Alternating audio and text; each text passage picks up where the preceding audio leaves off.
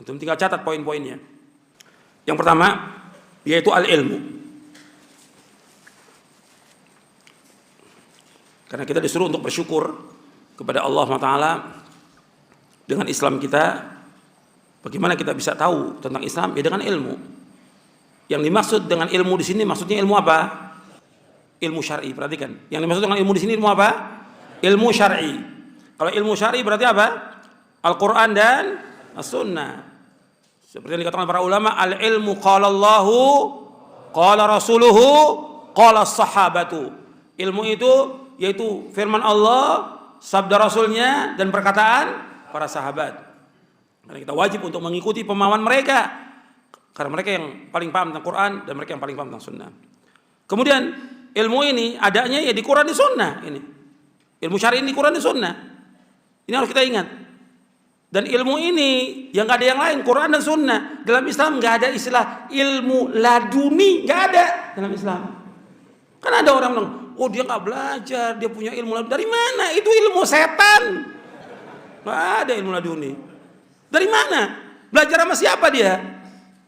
Oh dia belajar di tempat yang gelap. Ya setan, tempat yang gelap. Dia langsung dapat, kalau dia lagi duduk begini bersila, dapat ilmunya. Itu ilmu setan. Nabi SAW mendapatkan ilmu dari siapa? Dari Allah melalui malaikat Jibril, langsung disampaikan. Sahabat belajar dengan siapa? Rasulullah SAW. Tabi'in belajar dengan sahabat. Semua begitu. Nggak ada orang bertapa dapat ilmu. Nggak ada. Itu mesti yang masuk apa? Setan yang masuk.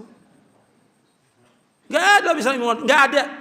Itu ilmu yang sesat dan menyesatkan. Apalagi mengatakan, oh itu ilmu laduni, belajar dari Nabi Khidir. La haula wa la quwata illa billah. Nabi Khidir kapan? Ya Allah, ya Rabb. Ini orang keterlaluan bohongnya kepada umat ini. Nabi Khidir semasa dengan Nabi siapa? Nabi Musa. Sudah meninggal semuanya. Nggak ada orang yang hidup. Allah berfirman, innaka mayyitun wa innahum mayyitun. Sesungguhnya engkau Muhammad pasti mati. Dan mereka juga mati. Semua Nabi, semua Rasul sudah mati. Sudah meninggal dunia. Yang ada masih hidup cuma satu. Yang diangkat oleh ke langit siapa? Nabi Isa dengan nas dalil dari Quran dan sunnah Nabi yang sahih, mutawatir hadisnya. Tentang Nabi Isa di langit dan akan turun, hadisnya mutawatir hadisnya.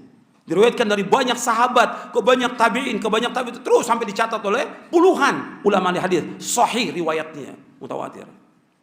Karena Nabi Isa akan turun ke muka bumi, tugasnya untuk membunuh siapa? Dajjal. Karena Dajjal nggak ada yang bisa bunuh kecuali Nabi Isa.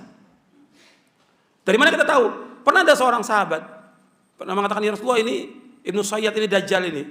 Seandainya iya, kata Nabi, engkau nggak akan bisa bunuh. Seandainya iya, kamu nggak akan bisa bunuh. Karena apa? Karena Dajjal yang bisa membunuh hanya satu yang Allah tugaskan. Kepada siapa? Nabi Isa AS. Nasnya jelas, dalilnya jelas, mutawatir hadisnya. Jadi semua Nabi sudah meninggal dunia, nggak ada ilmu laduni. Makanya Nabi mengatakan ketika Umar bin Khattab radhiyallahu anhu memegang lembaran Taurat, Nabi mengatakan, amutahawwikuna ya ibn al-Khattab wa ana baina adhurikum law kana Musa hayyan ma wasi'ahu illa tiba'i. Apakah engkau ragu, wahai Umar, dengan megang lembaran Taurat? Megang lembaran Taurat aja dilarang oleh Nabi SAW. Kalau seandainya Nabi Musa masih hidup sekarang ini, dia wajib mengikuti aku. Wajib mengikuti siapa? Nabi Muhammad SAW. Kalau Nabi Musa wajib mengikuti syariat Nabi Muhammad, begitu juga kalau Nabi Khidir masih hidup, wajib mengikuti syariat siapa? Nabi Muhammad SAW.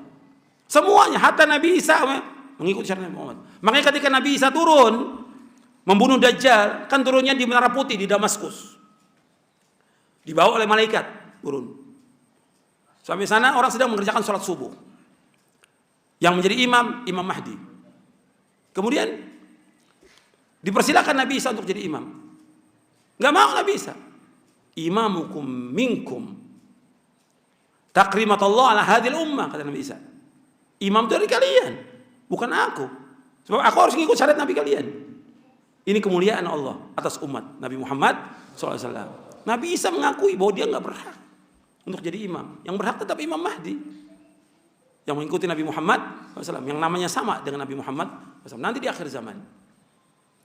Jadi ini perhatikan, gak ada dalam Islam ilmu laduni, gak ada. Ilmu hakikat, marifat, segala, gak ada dalam Islam, gak ada itu. Nggak ada. Makanya kata Al-Hafidz Ibnu Katsir dan Imam Ibnu Abil Izz Al-Hanafi, tidak ada hakikat kecuali hakikat yang dibawa Nabi Muhammad SAW. Tidak ada ma'rifat, tidak ada syariat, tidak ada tarekat kecuali dibawa oleh Nabi Muhammad SAW. Nggak ada yang lain. Pembagian-pembagian yang baru yang dilakukan oleh manusia, ini pembagian yang bid'ah. Untuk memisahkan dan membuat kasta bagi manusia. Nggak ada dalam Islam. Ilmu dasarnya Quran dan Sunnah. Kalau bukan dari Quran harus tolak. Jelas sampai sini?